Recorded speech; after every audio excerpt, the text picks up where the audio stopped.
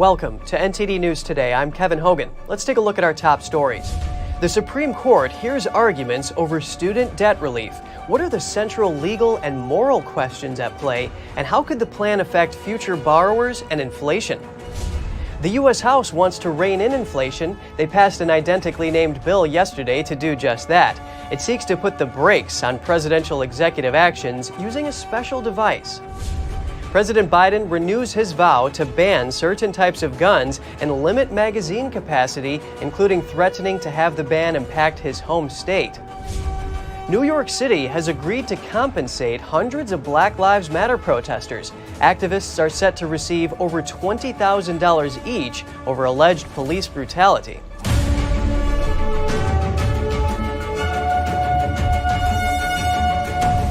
We start with arguments heard at the Supreme Court over President Biden's student debt relief plan. 3 points of focus are the HEROES Act, standing, and fairness. The HEROES Act is central to the White House's main argument. It gives the executive branch ways to lessen the impact of a national emergency when it comes to student loans. But it doesn't specifically say loan principal can be changed. As for standing, the lawyer representing the administration says the states haven't incurred any concrete injury, so they don't have the standing needing to sue. Now we hear some analysis on the fairness aspect and the economic impact if the debt relief takes effect. Please welcome Daniel LaCalle, Chief Economist at hedge fund Tressis and author of Freedom or Equality, Escape from the Central Bank Trap and Life in the Financial Markets. So great to have you with us today, Daniel. Thank you so much. Thanks for inviting me. As the Supreme Court weighs whether or not to validate the Biden administration's student debt forgiveness, there are concerns brewing about the economic impact. Some say the move could be inflationary in that forgiveness, students will take out more loans, colleges will charge more tuition, and that cycle will repeat itself. What's your stance on this? I think you're absolutely right. If you think about it, the decision to forgive part of these loans benefits a small proportion of the students that have asked for these student loans, but it would incredibly damage those that request a new loan in the future. Furthermore, it's basically giving a sign to all universities and colleges that the cost of tuition can continue to raise without any problem. It is interesting you mentioned the fairness here. And what about students who just paid off their debt all at once? It also is another concern. Now, there is an estimate by the Committee for a Responsible Federal Budget. It says the Federal Reserve will have to raise rates by 50 to 75 basis points to neutralize the effects of Biden's debt forgiveness. Is this estimate reasonable, and how would it make a difference? Probably it's probably conservative, because if you think about it, we're talking about an additional burden to the budget that would increase the deficit, and not just increase the deficit small, but increase it very, very significantly, which would lead to higher risk of inflation. And ultimately, it's not just penalizing those that have been able to repay their debts, it's penalizing those citizens that have absolutely nothing to do with the scheme, and at the same time are going to suffer the elevated inflation that is already a huge burden on consumers. Balancing the budget is very important, and you mentioned the concerns about it increasing the deficit. Now, on the other hand, some are predicting the debt relief will have a stimulating effect on the economy. It could generate more tax revenue by giving borrowers more cash flow. What's your reaction to this? That is not true, and it's never worked like that. When you bail out borrowers, and those are people that, due to whatever circumstances, are unable to repay their debt, what ends up happening is that the impact on consumption is very, very limited, actually probably inexistent, because think about it. If I have financial problems and somebody reduces my debt by a small percentage, I'm not getting any better. Think about Greece, for example. I continue to have a problem of financial solvency no matter what. I'm completely sure that the person that receives that small reduction in there, because it's not an entire reduction of their debt, that person is going to continue to have challenges to get a credit card, continue to have challenges to have liquidity. And Daniel, the Supreme Court is expected to issue a ruling on this in June. What do you think is the most important aspect that they should be looking at? Well, the most important aspect is that it's from a legal and from a fairness perspective, it makes absolutely no sense. There are all types of different ways in which citizens can refinance or restructure their debts when they're in difficulties. And the financial system provides all sorts of opportunities. The big problem here is going to be one of almost of morality, is that you don't do this. It's because this is not like the bailout of the banks. The banks in the United States were bailed out and they repaid entirely their debt plus interests with dividends. This is not the same case. The economic implications are one thing, but as you mentioned, the legal and moral issues will be central to this. Daniel Lacal, chief economist at hedge fund Tressis, thank you so much for your analysis. Thank you for having me. Have a good day. The U.S. House passed a bill yesterday focused on inflation. The aim of the legislation is to get presidential executive actions under control. NTD's Daniel Monahan has more on the proposal. Many lawmakers say such executive actions have fueled rising prices and ramped up inflation. Bill sponsor Elise Stefanik. During the past 2 years of one-party, far-left, radical socialist Democrat rule in Washington, led by President Joe Biden, inflation has skyrocketed. The Rein and Inflation Act requires the president to publish the inflationary impact of executive actions exceeding $1 billion before enacting them. The legislation passed with the support of 59 Democrats. Representative James Comer. The hope is the president, once he's informed of and understands the potential for inflationary harm from his own policy initiatives, will think twice about inflicting such harm. The White House would also have to report these statements to Congress each year. The bill comes as the Labor Department reported last week that consumer prices were up an annual rate of about 6.5% in January. That's an increase from 1.5% when President Biden took office. Sky-high inflation started sweeping across the nation soon after the Biden administration came into power. Comer says the Rein-In Act will bring transparency to spending and other inflationary policies initiated by executive orders from the White House. Pushing one big spending policy after another, President Biden has continued to throw fuel on the inflationary fire. Representative Jason Smith accuses the Biden administration of fueling the worst spike in prices in a generation. Here's Smith addressing hundreds of billions of dollars in stolen COVID unemployment benefits. As we heard during our last hearing, the Biden administration is in the dark on the size, scope, and severity of this problem. But the Biden administration has a different outlook. It says its actions are aimed at tackling soaring inflation and lowering costs for Americans. In his State of the Union address last month, Biden painted a picture of economic recovery. But we're better positioned than any country on earth right now. But we have more to do. But here at home, inflation is coming down. Biden also touted what he called record employment numbers. The American Transparency Project says Biden has issued over 107 executive orders since taking office. Besides executive actions, Biden also signed off on over $5.5 trillion in spending during his presidency to date. Daniel Monahan, NTD News. The Biden administration has a new cybersecurity strategy, and it focuses on China's communist regime and other authoritarian powers as the most persistent threat. The newly released 2023 National Cyber Strategy says regimes are attempting to export their own forms of authoritarianism through technology.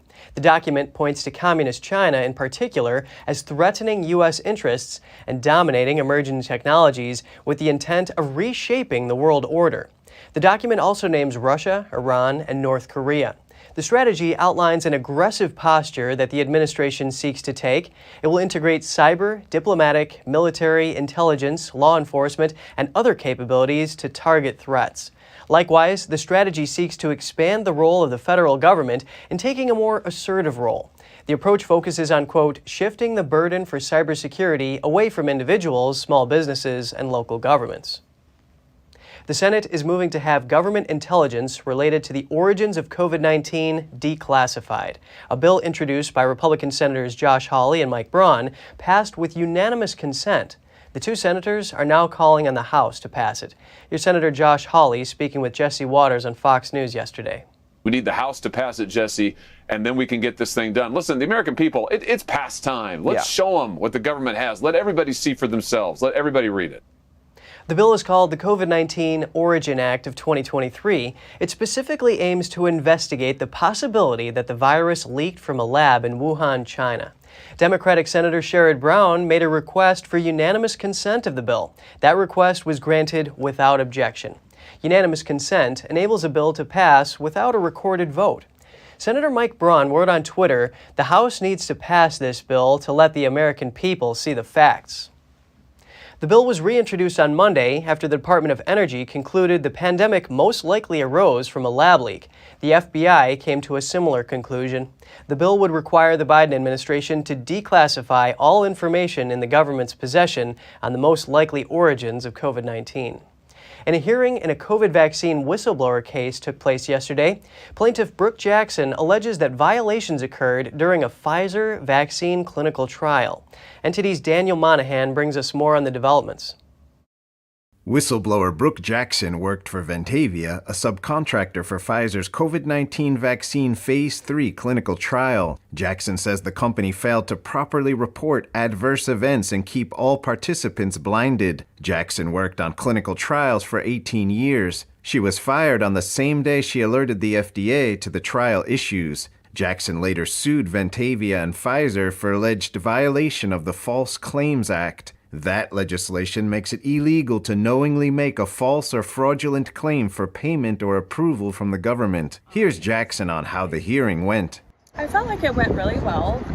The judge was very receptive to either side, asked a lot of questions.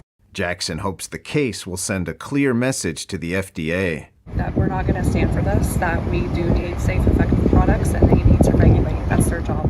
Jackson's attorney, Robert Barnes, criticized the vaccine trials after the hearing. This is a fraud that is leading to the deaths of tens of thousands at least, according to the government's own data, and leading to millions of disabling injuries across America, again, according to the government's own data.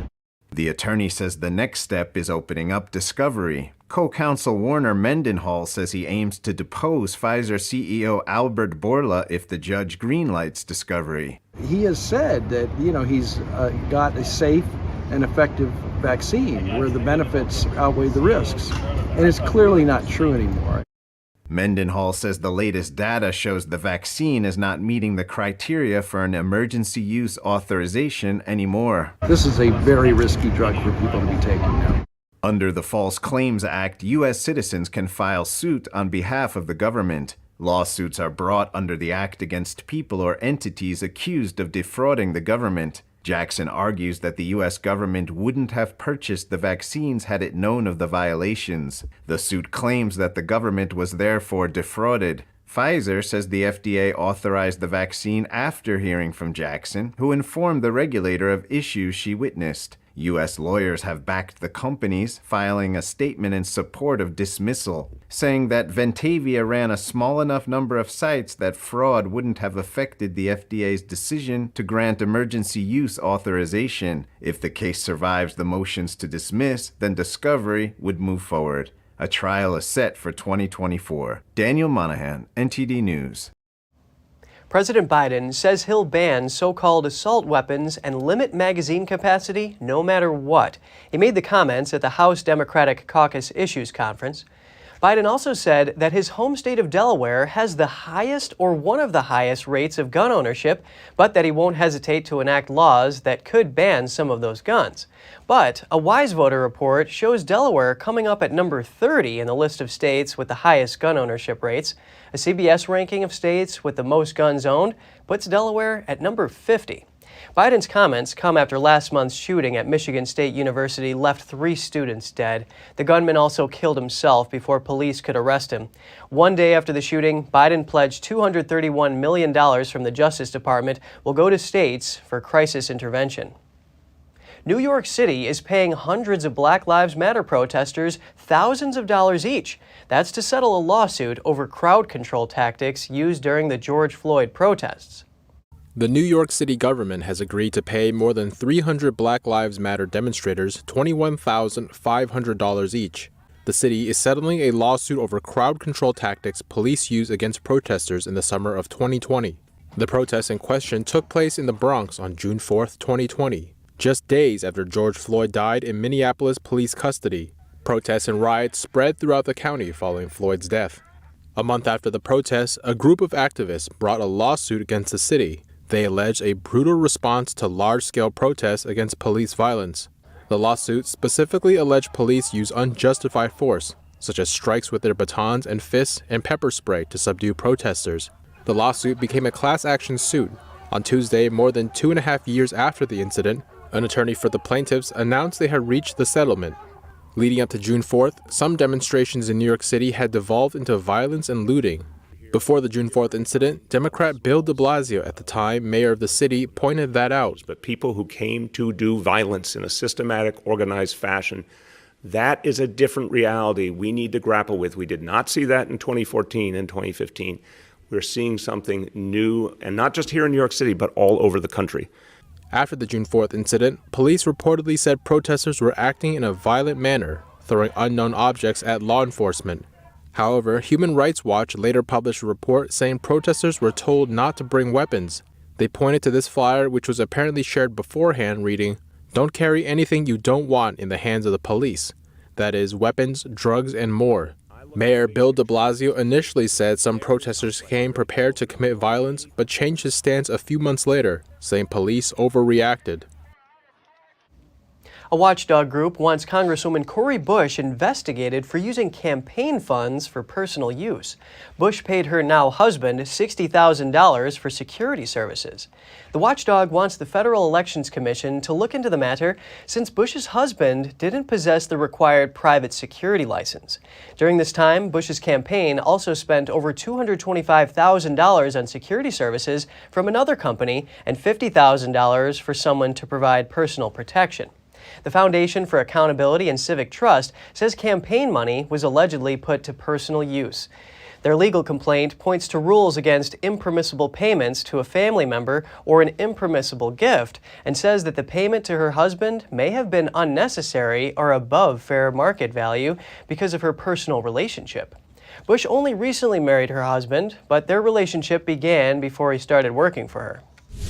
And coming up, a battery caught on fire on a Spirit Airlines flight. In a separate incident, a man was arrested at the airport for carrying an explosive device. We have that and more just after this break.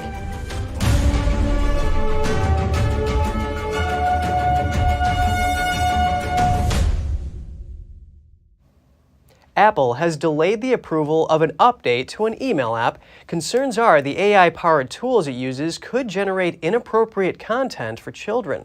The email app Blue Mail uses a customized version of OpenAI's GPT-3 language model. The Wall Street Journal reported the news, citing communications between the iPhone maker and the app developer. The co-founder of Blue Mail's developer Blix said Apple was unfairly targeting Blue Mail and that the app has content filtering. ChatGPT has captivated the tech industry. The technology can generate content in response to user prompts. Microsoft and Google both announced their own AI chatbots earlier in February. Railroad investigators are prioritizing inspection of routes where hazardous materials are carried. That's in the wake of the recent rail disaster in Ohio. The Federal Railroad Administration announced Wednesday they are refocusing their efforts, starting in East Palestine and then continuing nationwide. Inspectors checked out about 180,000 miles of track last year and expect to check more with this new focus. The FRA administrator says this will help the railroads, workers, as well as state and local governments to implement better informed decisions and policies regarding rail safety. 2 U.S. Air Force commanders at a key nuclear base in North Dakota were relieved of duty this week, along with 4 of their subordinates. CNN cites 2 anonymous officials to report the reason why. Their units failed an inspection which checks if the nuclear weapon stockpile is safe and secure at all times. The removals took place at Minot Air Force Base, which is the only Air Force base that houses 2 legs of the nuclear triad: ballistic missile silos and strategic bombers. The nuclear surety inspection is a pass-fail test with classified results. There is no indication the reportedly failed inspection was related to the handling of a nuclear weapon itself.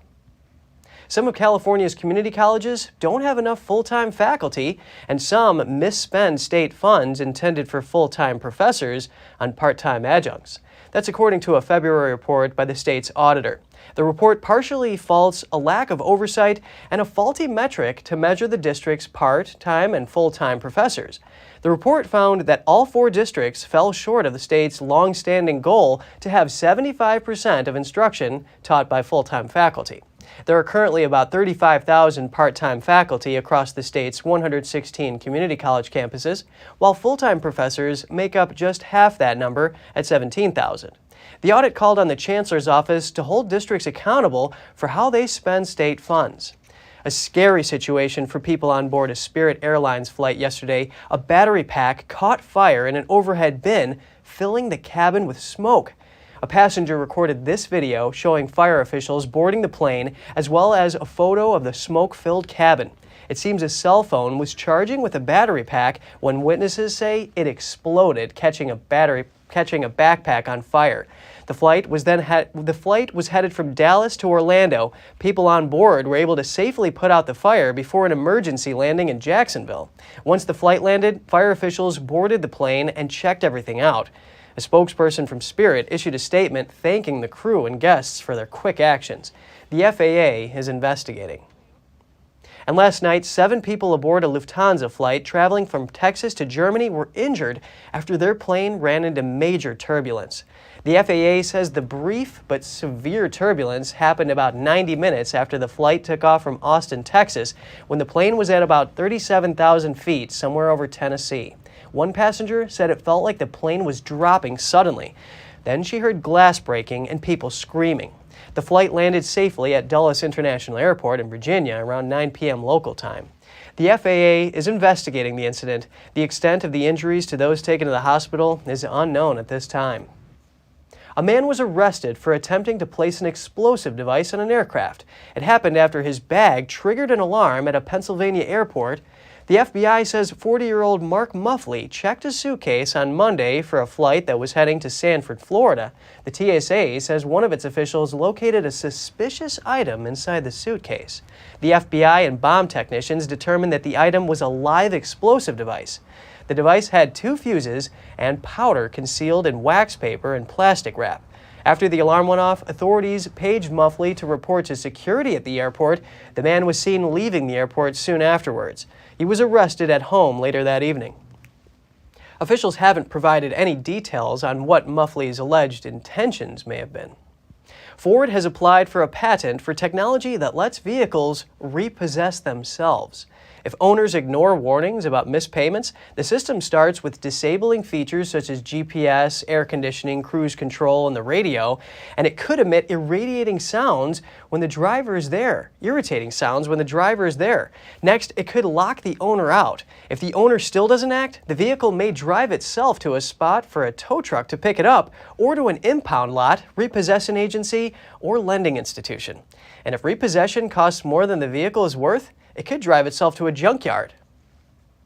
The man who killed Senator Robert F. Kennedy in 1968 was denied parole for 3 years on Wednesday. That's according to the California Department of Corrections and Rehabilitation. This was Sirhan Sirhan's 17th parole hearing. He will remain at R.J. Donovan Correctional Facility in San Diego. He was also denied release in 2022 by California Governor Gavin Newsom after the parole board recommended parole in August 2021. The 78-year-old was sentenced to death in 1969 for the murder of Senator Kennedy, but that sentence was later commuted to life with the possibility of parole.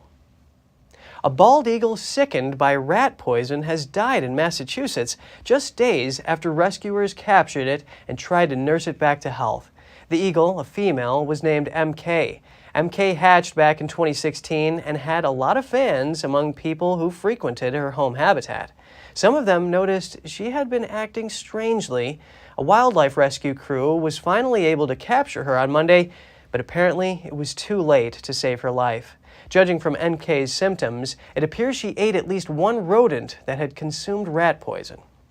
And just ahead, a bill sanctioning forced organ harvesting in China is headed to the House floor. If passed, those involved would be denied entry into the United States. And the State Department condemns Beijing's persecution of the spiritual practice of Falun Gong. That's after the death of a detained radio host. We'll have the details soon when we return.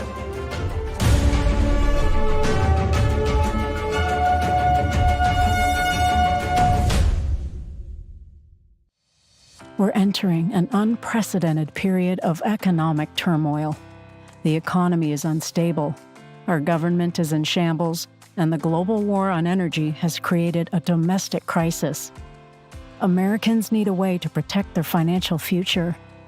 One way to ensure your wealth in retirement is by purchasing physical gold and silver. We can help. You can roll any part of your retirement account into a gold or silver IRA. Better yet, you can open a gold or silver IRA in 5 minutes or less using our online application. Preserving your family's financial legacy is a choice that's always available to you. And when you're ready, we're here to help. Call us and speak to one of our IRA professionals. Let's build your financial legacy together. GSI Exchange, wealth for generations to come.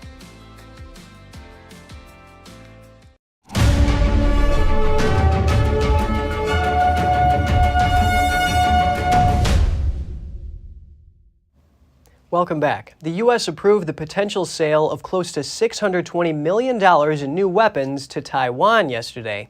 That includes missiles for its F-16 fighter jets and related equipment. The sales include 200 air-to-air missiles and 100 missiles that can take out land-based radar stations. It also includes launchers and aircraft interface computers, as well as training and test munitions, technical and logistics support, and spare parts. The main contractors are Raytheon and Lockheed Martin, two firms Beijing recently sanctioned. Taiwan's defense ministry reported a second day of large-scale Chinese Air Force incursions today. It reported 19 Chinese aircraft flying in Taiwan's air defense zone on Wednesday and says it spotted 21 aircraft in the last 24 hours. The island's defense ministry thanked the U.S. in a statement today. It says the decision to continue supplying defensive weapons will help maintain stability in the region and that it's fresh proof of solid relations between the U.S. and Taiwan.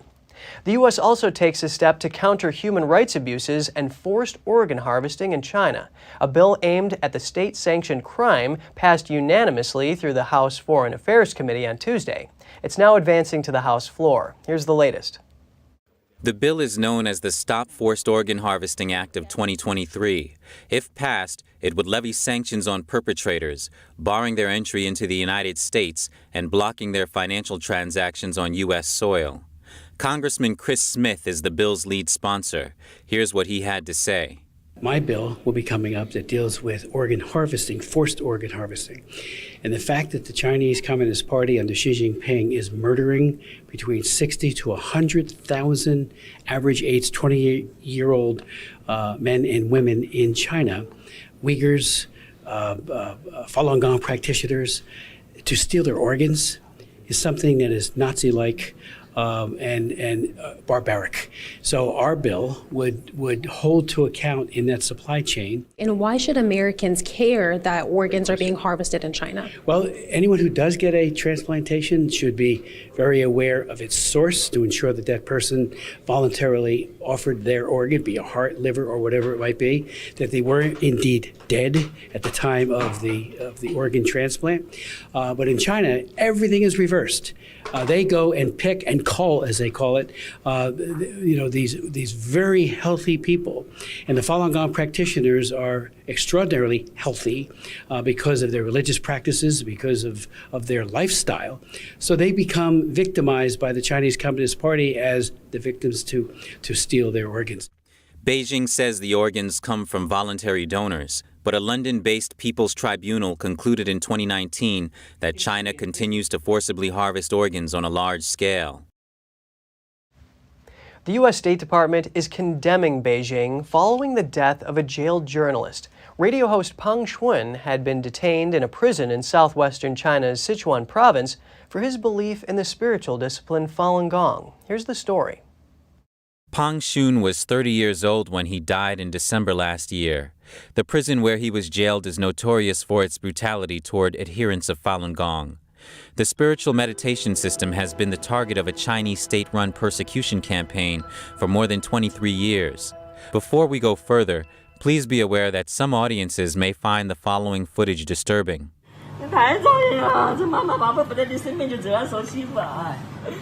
Pong's friend released photos of his body, visibly covered with scars and bruises. It directly contradicts prison authorities' claim that he had died of hyperthyroidism. The condition is a metabolism-related disease and doesn't cause scars or bruises. A U.S. State Department spokesperson responded in a written statement to the Epoch Times. It says the department calls on the Chinese regime to immediately end its abuse and mistreatment of Falun Gong practitioners, release those imprisoned due to their beliefs, and address the whereabouts of missing practitioners. He added that the department considers all appropriate tools to promote accountability for those responsible for human rights violations and abuses in the PRC and elsewhere. PRC is shorthand for the People's Republic of China. So far, the United States has sanctioned 3 Chinese officials involved in the persecution of Falun Gong in China. If you have any news tips or feedback for the show, don't hesitate to email us at news.today@ntd.com. And just ahead, as the European Union sets new standards for energy, how will higher requirements on renewable energy impact usage, and is it a realistic requirement? And Germany is eyeing a military boost. Berlin vows to spend 2% of GDP on its defense. More shortly here on NTD News Today.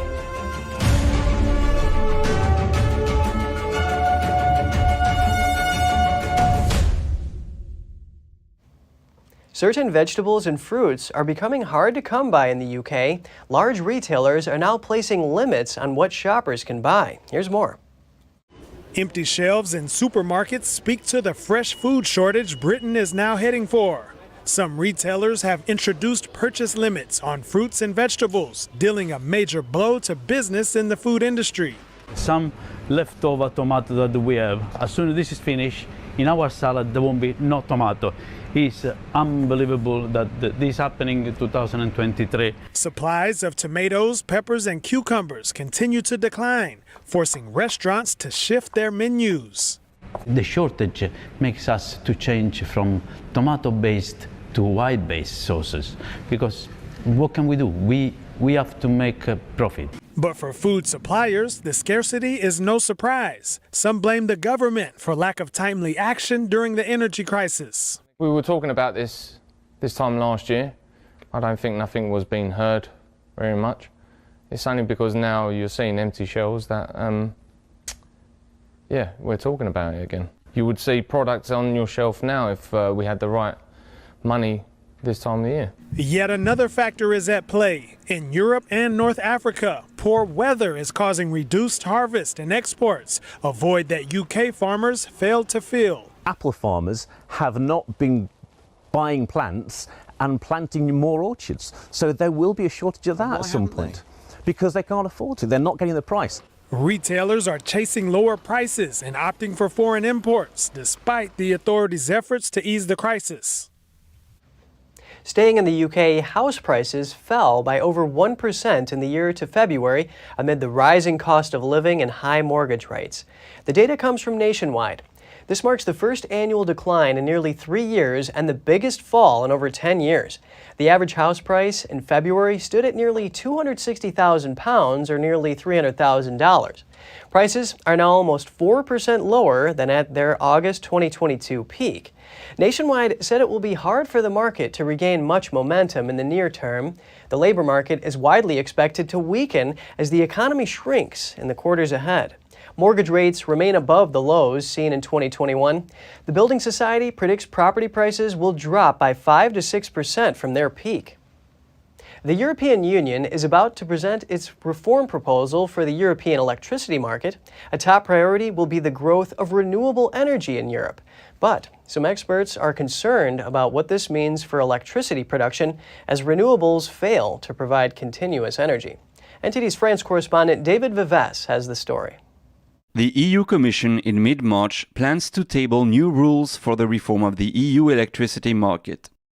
It claims the power market doesn't work anymore and needs to be adapted to what they call the new realities of dominant renewables.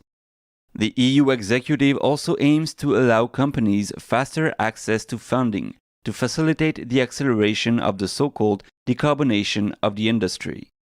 According to economic think tank director Jean-Philippe Delsol, green energy production still accounts for a small share of the energy mix in Europe.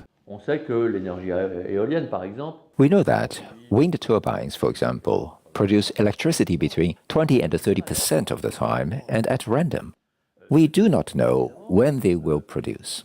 This is obviously not so important when this wind or solar energy is marginal in the market at around 2, 3, 5%. As green electricity cannot be properly stored, when wind turbines or solar panels are not delivering, other sources must step in to compensate for the demand. When these renewable energies are only marginal, no problem, except that the entire European energy policy has consisted in increasing the share of these renewable energies, which today, depending on the country, can represent 10, 15, 20, 25, 30% of the electricity supply. And if 20 or 30% of our electricity supply is intermittent and random, well, this destabilizes the entire energy market because it basically subjects other electricity production to the vagaries of carbon-free renewable production of energy. In other words, relying on renewables means needing to find other sources that can compensate. Delsol says the EU has decided to prioritize renewable electricity production over any other sources, which has further contributed to distort the market and cause instability. So the real problem in Europe is that it's mainly subject to the dictates of the environmentalists. The environmentalists have demanded that we must, in a relatively short time, have an entirely decarbonized energy system. As things stand now, that's fully decarbonized energy. So we can say that nuclear power is the first truly decarbonized energy source. Nuclear energy accounts for 26% of energy production in the EU, with 126 nuclear reactors in 14 countries. Some countries intend to increase the share of nuclear in their energy mix. French President Emmanuel Macron has announced the building of 6 new reactors. David Vives, NTD News, Paris.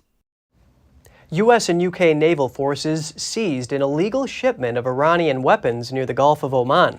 The waters border Iran and Pakistan. The seizure included anti-tank guided missiles and missile components. They were found on a ship that departed from Iran. The weapons were captured on a route historically used for arms trafficking to Yemen. This violated international law and UN Security Council regulations. The U.S. Navy said this was the 7th interception of illegal weapons or drugs in the past 3 months. It also marked another example of Iran's growing malign maritime activity. The U.S. and UK conduct regular joint security operations at sea. Their efforts aim to disrupt the flow of illicit cargo in Middle Eastern waters. The Russian invasion of Ukraine has triggered significant changes for German armed forces. After decades of military caution, Berlin has massively increased spending and now says it will permanently spend at least 2% of GDP on defense. Over a year ago, German Chancellor Olaf Scholz declared Russia's invasion of Ukraine a turning point. Since then, Germany has become Ukraine's leading arms supplier on the continent. A remarkable change in policy considering before that, Germany would not deliver to a country at war. And just weeks before the invasion, Berlin drew derision for announcing it would deliver 5,000 military helmets to Ukraine as a sign of solidarity. This turning point triggered a massive increase in spending on German armed forces in mid-2022, which received the backing of lawmakers, including the main opposition bloc. The 2022 federal budget will provide this special fund with a one-off sum of 100 billion euros. We will use the funds for necessary investments and defense projects. A defense expert says Germany's military turnaround still has a long way to go. It took a very long time to implement the changes in the German ministerial system into the bureaucracy, and if we look at the figures, we have to say that until now it has not been really implemented. Since World War II, Berlin has been cautious over military aggression. During the Ukraine war, it has been criticized for being too hesitant in ramping up support. most notably over the supply of battle tanks last month. And much of those 100 billion euros has yet to find its way to the German military. After years of neglect and having old, poorly functioning equipment, Berlin said it will permanently spend at least 2% of GDP on defense. But it must be clear to everyone, we will not be able to accomplish the tasks that lie ahead of us with just under 2%. Germany has fallen significantly short of the key NATO target. Figures in mid-2022 estimate last year's defense spending at under 1.5%. German defense companies have complained of few orders.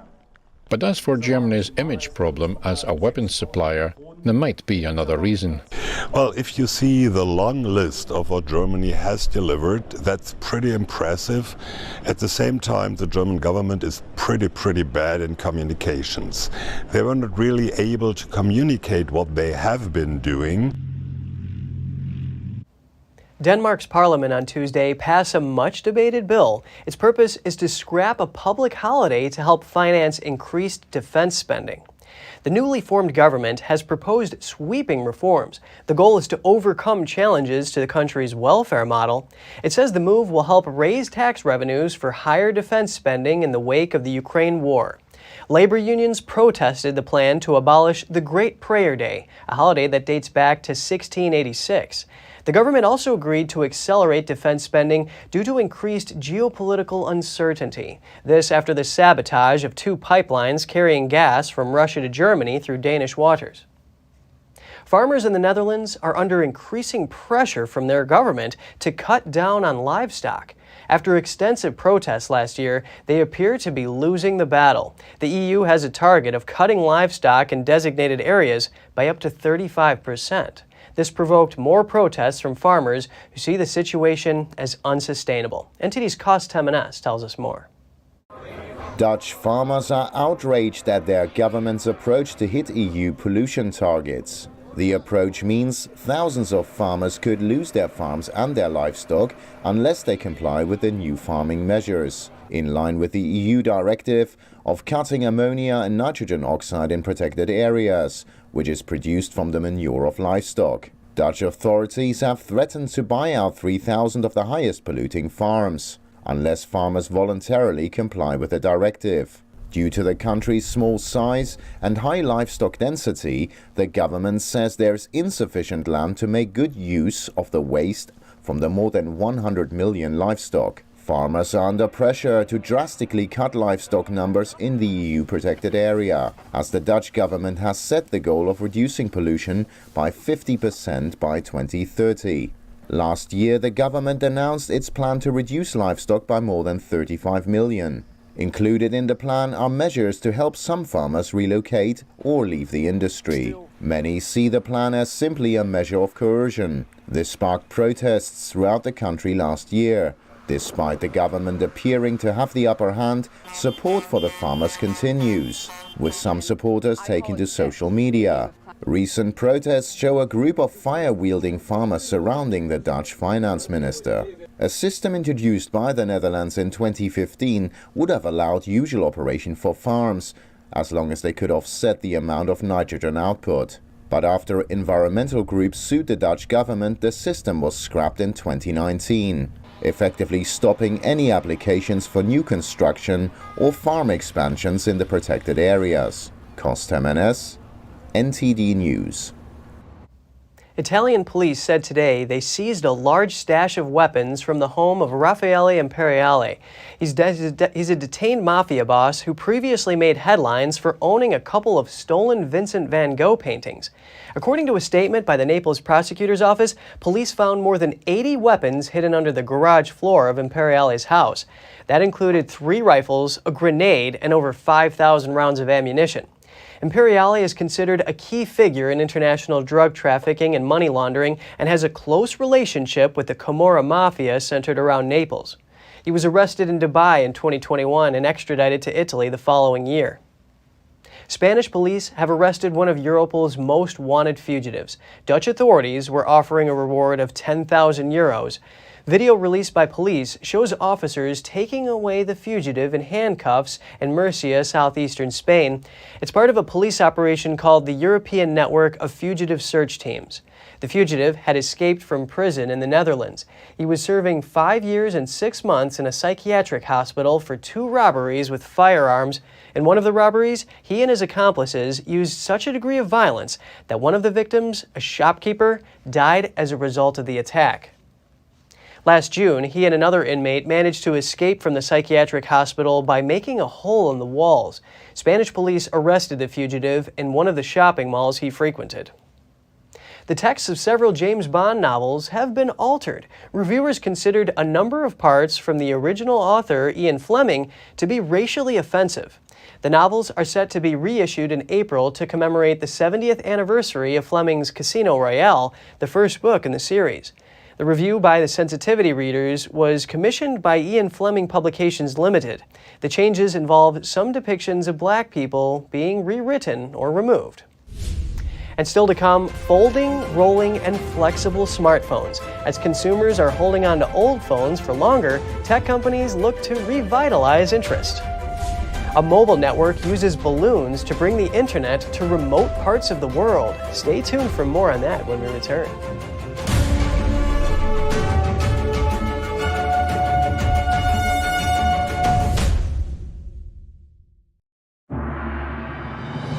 More than just beautiful dance. It's a touch of the divine. More than just legends. It's the beautiful culture and wisdom of China before communism. More than just a performance.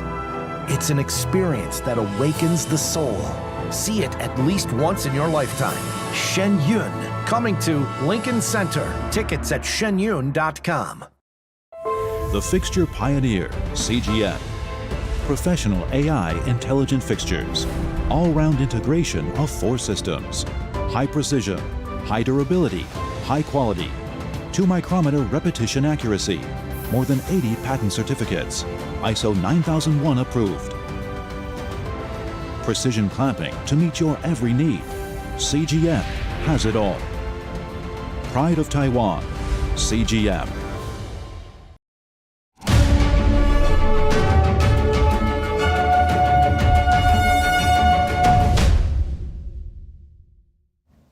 Good to have you back with us. The Mobile World Congress is underway in Barcelona. The trade show features an array of technologies and products this year, including folding and rolling smartphones. NTD's Andrew Thomas has the details on the new devices. Foldable phones. Can they energize a sluggish market? Tech companies are testing the waters at the Mobile World Congress. I think for the next few years, I think that'll still be a real niche market in the overall smartphone market, growing, but still, relatively speaking, relatively small. New phone features offer increasingly marginal benefits, so many consumers are holding on to old phones for longer. For now, these expensive foldable models are likely to appeal to tech enthusiasts.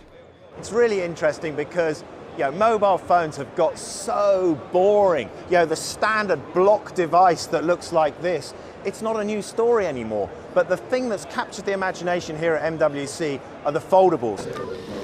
This is Motorola's rollable concept phone. The device's screen can extend from 5 to 6.5 inches. The screen can roll out both vertically and horizontally, making it perfect for watching Netflix or responding to email. The one that's got everybody talking is a concept product from Motorola with a screen that rolls out of the top of the device. Now, how commercial are these? I'm not sure how big that opportunity is, but looking around, there's so many different shapes and sizes of foldables. These companies must think there's an opportunity. Chinese electronics maker Oppo is showcasing the Find N2 Flip. It's the company's first vertically folding smartphone. A new hinge allows the screen to be set at any angle between 45 and 110 degrees. We're hearing fashion-led, people wanting something a little bit different, a bias towards women on the smaller flip phone, which is a positive thing. It's not about painting it pink. This is about real utility, people just enjoying using a really nice product. Mobile World Congress opened at the Fira Gran Via Exhibition Center in Barcelona on Monday. The 4-day event runs until Thursday, March 2nd. Andrew Thomas, NTD News. Balloons could bring the internet to developing and remote parts of the world. NTD's Andrew Thomas has the details on World Mobile's fleet of Zeppelins. According to World Mobile, these air nodes provide the same coverage as 12 traditional telecom towers. That also means fewer telecommunication sites and fewer cables. We connect the unconnected and the underserved. There's around 2.5 billion people on the planet that are unconnected, and right now there is no plausible solution to connect them. We use aerostats and a ground network in order to be able to connect people. The balloons act as a telecommunications tower in the sky. World Mobile says customers can directly connect to the balloon on their smartphone. So the aerostats, the balloons as people call them, there's been quite some good coverage of that recently. They provide ubiquitous coverage for huge amounts of distances, around 130 kilometers, sitting at a 300 to 500 meter altitude. World Mobile uses a hybrid mobile network in the sky and on the ground. Their mission is to provide low-cost internet access to people in remote areas. We started in Zanzibar as a proof of concept. We spent the last 2 years there fine-tuning our sharing economy, and now we're moving into Nigeria, Kenya, Mozambique, and we have a whole waiting list of countries there. But we're also in the United States of America, also in the UK, and also in Asia, in Pakistan. According to the International Telecommunication Union, about 1/3 of the world's population was unconnected to the internet in 2022. Andrew Thomas, NTD News.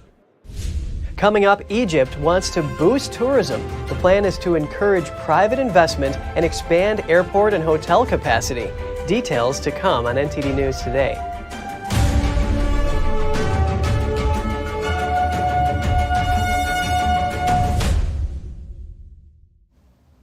A new stone statue has been found on Chile's Easter Island. The statue, known as a moai, was discovered buried in a dry lake. Researchers found the nearly 5-foot statue while carrying out geological surveys. The latest discovery is smaller than many of the nearly 1,000 giant head statues on the island. Though it's the first of its kind found in a dry lake, so scientists presume there could be more nearby. Archaeologists are now performing initial tests to determine the piece's condition. Easter Island is over 2,000 miles from the coast of Chile. The island statues were carved centuries ago by the island's inhabitants and are considered sacred by the local indigenous people. A new discovery at the Great Pyramid of Giza. Archaeologists uncovered a mysterious corridor behind the main entrance of the ancient Egyptian structure. The hidden corridor stretches about 30 feet long and 7 feet wide. The find was made through the Scan Pyramids project.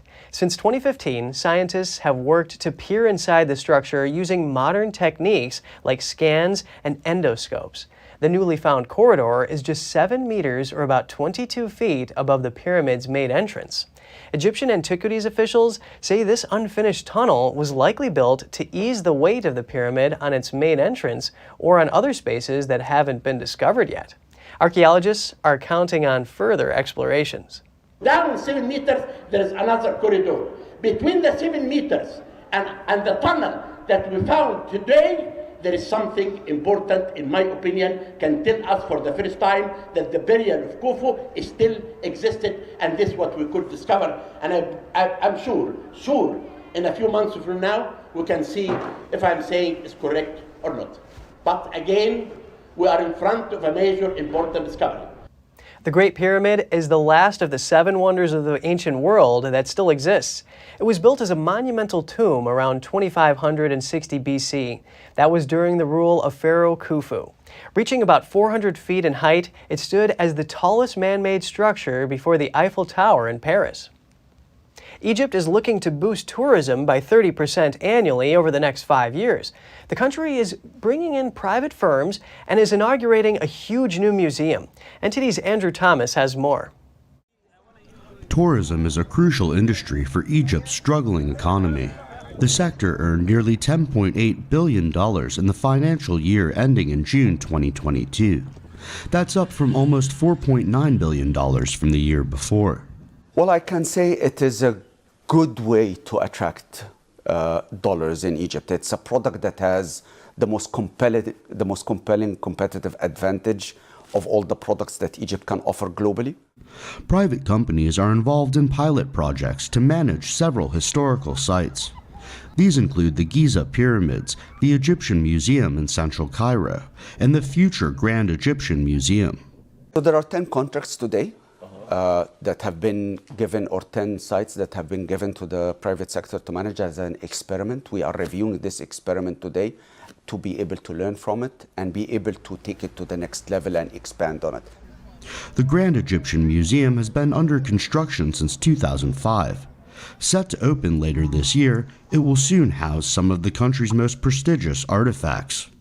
Egypt hopes to attract world leaders for the inauguration. We've seen significant interest from global leaders to be able to attend the opening. From the date that we're going to be able to set, it's not going to be less than 6 months. Immediate priorities to boost tourism include expanding flight capacity and streamlining investment regulation.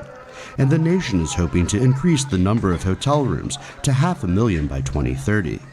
That could draw $30 billion in private investment. Andrew Thomas, NTD News.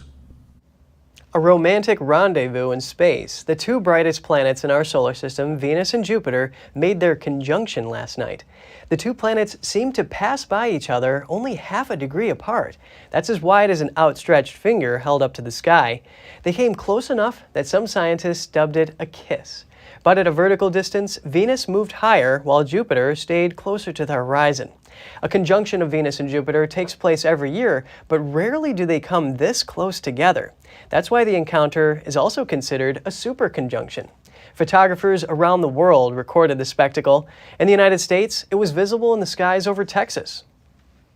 Men who never get married are more likely to die of heart failure. Researchers from the American College of Cardiology published their findings. According to the new study, men who never married are more than twice as likely to die from heart failure compared with married men. The results are based on men being diagnosed within 5 years with a heart condition. However, the result only concerns lifelong bachelors. Men who were widowed, divorced, or separated did not have an increased risk compared to married men. As for women, marital status was insignificant in the prediction of death rates. According to researchers, the reasoning behind the correlation needs further study. Possible factors could include social interaction or isolation. Health behaviors such as diet, exercise, or alcohol intake could also be determining factors. That's all for today's program. I'm Kevin Hogan, NTD News, New York City.